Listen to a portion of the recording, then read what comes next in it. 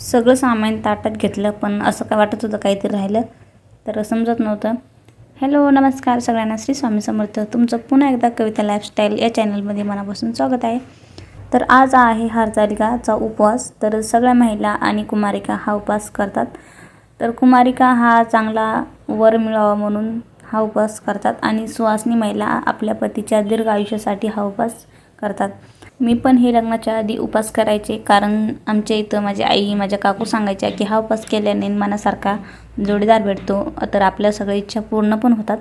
तर आमच्या इकडं अजून सध्या लहान मुली ज्या कुमारिका आहेत ना, त्या अजून हा उपवास करतात. हा उपवास आला ना, तर मी माझ्या मैत्रिणी अगोदर आम्ही सगळे फुलं पानं गोळा करायला जायचो. लांब शेतांनी जायचो आणि सगळे ताजे फुलं जे जे आपल्याला पाने फुलं लागणार आहेत, फळं लागणार आहेत, ते सगळं शेतातून घेऊन यायचं आणि मनोभावी ही पूजा करायचो. खरंच खूप छान वाटत होतं. सगळे एकत्रच यायचं आणि मैत्रिणीसोबत पूजा करायची. हिने केलं का तिने केलं असं वाटायचं. तर त्यासाठीच मग सगळ्यांचं बघून आम्ही पण पूजा करत होतो. तर खरंच खूप छान वाटत होतं. आणि मग एकमेकीचा असं उल्हास पण यायचा की चला हे पूजा करताय मग आपण करू, नाही तर मग हिलाच चांगला नवरा भेटेल. मग त्याच्यासाठी हेवा देवा राहायचा मैत्रिणींचा. तेव्हा काही समजत नव्हतं, पण करायचो. आणि आता माझ्या लग्नाला 5 वर्ष पूर्ण झालेत. मी ही प्रत्येक वर्षी ही पूजा करते. ही पूजा ना इथं कसं आहे, आमच्या कॉलनीमध्ये सगळे एकत्र येऊन करतात. आणि माझ्या गावाकडे असं आहे की ही पूजा ना प्रत्येक महिलांनी आपल्या घरात ही पूजा केली पाहिजे. ठीक आहे, अडीअडचण असल्यामुळं सामूहिक पूजा केली तरी चालते. तर आमच्या इथं ना सगळ्या महिला एकत्र येऊन सामूहिक पूजा करतात. तर मग मी काय करते, मी अगोदर माझ्या घरी पूजा करून घेते आणि नंतर मग जी काही सामूहिक पूजा केली जाते ना, त्यांच्यामध्ये परत पूजा करून घेते. ठीक आहे, काय नाही होत त्याला, पूजा तर पूजाच राहते. फक्त काय होतं, आपण आपल्या घरी ना आरामात पूजा करू शकतो. बाहेर काय नाही, बाहेर पण करू शकतो, पण घरात केलेली जरा मन शांत होतं. आपल्या मनात वेगळीच भावना येतो, त्यासाठी उल्हास येतो घरात पूजा केली ना, त्यासाठीच फक्त, दुसरं काय नाही. तर इथं मी माझी पूजा आज करून घेते, तर तुम्हाला मी दाखवते. तर मी इथं एक चौरंग घेतला आणि त्याच्यावर परत मी छोटासा चौरंग ठेवला. त्याच्यावर अगोदर गणपती बाप्पाची मी अभिषेक करून पूजा करून घेतली. लाल फूल वाहिलं, त्यांना दुर्वा वाहिल्या आणि तर मग मी पार्वती माता आणि त्यांचे सखी काढून घेतल्या, त्यांना भस्म लावून घेतला. तर अशा प्रकारे मी, म्हणजे सगळ्यांना माहिती पूजा कशी करायची, तर मी तुम्हाला सांगत नाही, फक्त मी तुम्हाला दाखवते.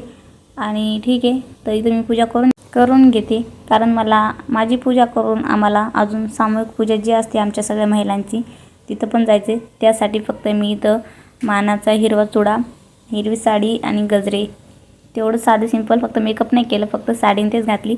म्हटलं नंतर जेव्हा बाहेरची पूजा आम्हाला करायची ना, तेव्हा मी मेकअप करेल. इथं माझी खुशी आणि देविका पण होत्या आणि तिच्या मैत्रिणी पण आलेल्या होत्या. त्यांचं चालू होतं भांडण, त्यामुळं मी म्हटलं मला पूजा करून घेऊ द्या.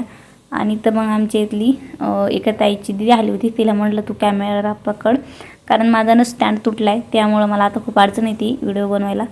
तर ती आली होती म्हणून बरं झालं, त्याच्यामुळे मी इथं आरामात पूजा करू शकले आणि तुम्हाला मी दाखवू शकते. त्यासाठीच जर आपल्या मनात काही करायचं असेल ना, पण देवच संकेत देतो. मला असं वाटत होतं की माझं स्टँड आता तुटले, मी व्हिडिओ बनवू शकते का नाही, काही समजत नव्हतं, पण तुमच्यापर्यंत व्हिडिओ यायचा होता, ते भोले बाबाच्या आशीर्वादानेच आला. तर जाऊ द्या. तरी तर मी पूजा करून घेतली. भोले बाबाला मी इथं बेलपत्री, फुलं, वस्त्रमाळ ती सगळी वाहून घेतली. गणपती बाप्पाला नैवेद्य दाखवला गोड खोबऱ्याचा. आता पार्वती माताची इथं मला पूजा करायची. पार्वती मातेला हळदी कुंकू लावून घेतली होती, आता त्यांची वटी भरायची होती. त्यासाठी मी इथं ब्लाऊज पीस, बांगड्या, वटीचं जे काही सामान असतं ना ते घेतलं. मंगळसूत्र, खारीक खोबरं आणि गजरे मेन पाहिजेत, गजरे तर पाहिजेच, कारण सुवासनीचं लेणच आहे तो चुडा आणि गजरे. त्यासाठी इथं पार्वती मातेला आणि त्यांच्या सखीला मी गजरे ठेवले पूजेसाठी. 4 आणले होते, मी 2 लावले आणि 2 मी पूजेसाठी ठेवून दिले.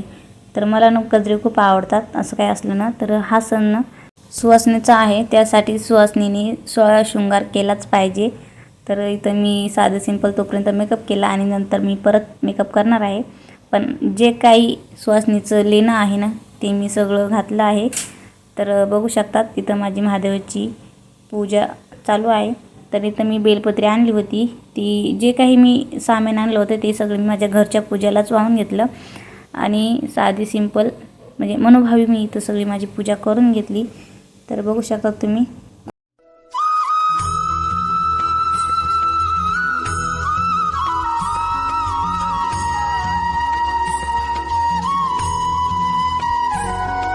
इथं सगळं शिवपिंडूर मी बेलपत्री, फूल, दुवा सगळं वाहून घेतलं, धूपदीप ओळून घेतलं. आता मला कहाणी वाचायची होती, त्यासाठी मी एकदा परत हळदी कुंकू सगळं लावून घेते सगळ्या देवांना आणि तर माझ्या कहाणीला सुरुवात करते. महाराज सर्व ग्रंथाला सांगलेलं कोणतं? श्रम थोडे आणि पुष्कळ असं एखाद्या व्रत असेल तर मला सांगा आणि मी कोणत्या पुण्याने आपल्या पदरी पडेल हेही सांगा. तेव्हा शंकर म्हणाले. कहाणी वाचत होते पण सगळ्या मुली आल्या होत्या इथं म्हणजे छोट्या, तर त्यांचा सगळं कालवा होता, त्यासाठी तुम्हाला जास्त आवाज नाही येणार. हरतालिकेची कहाणीमध्ये सगळं दिलेले, कसं पार्वती मातेने व्रत केले, व्रतामुळं काय फळ भेटतं ते सगळं या कहाणीमध्ये दिलेलं आहे. व्रत झाल्यानंतर आपल्याला ही कहाणी वाचायचीच असते, त्याशिवाय आपला व्रत पूर्ण होत नाही.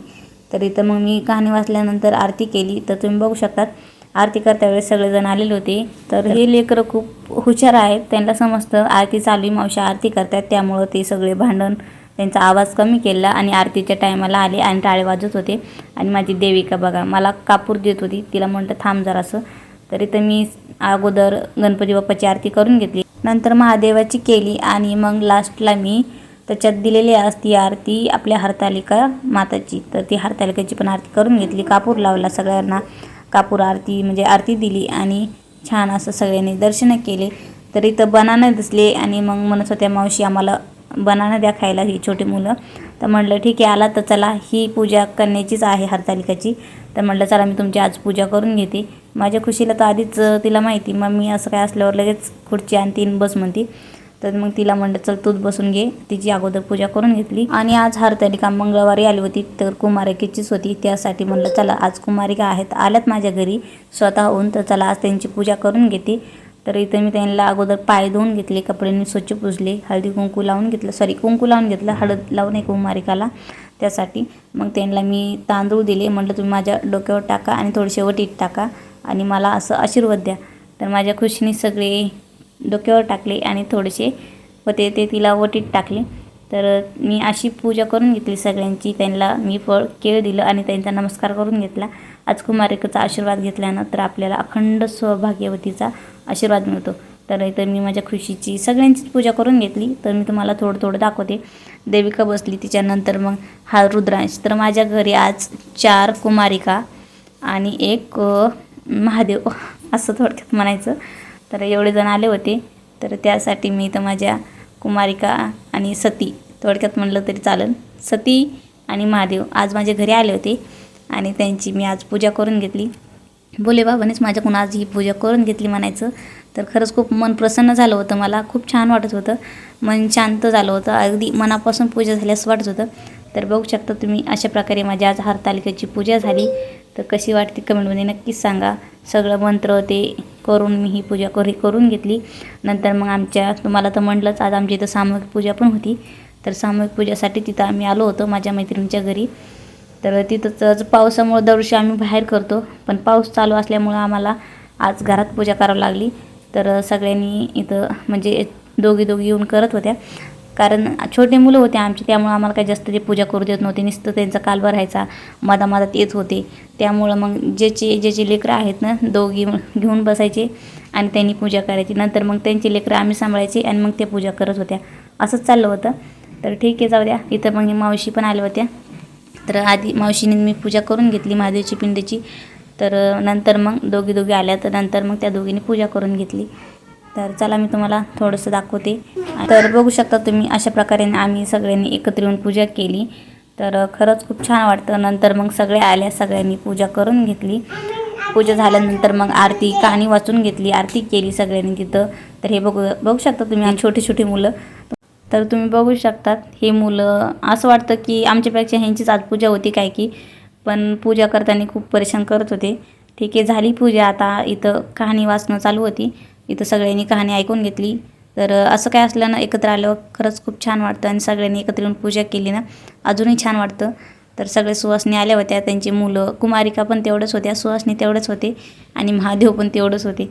तर इथं कुमारिकांनी ते सगळ्यांनी आम्ही कहाणी वाचून ऐकून घेतली आणि इथं लगेच मग सगळ्यांनी एकत्र येऊन आरती केली.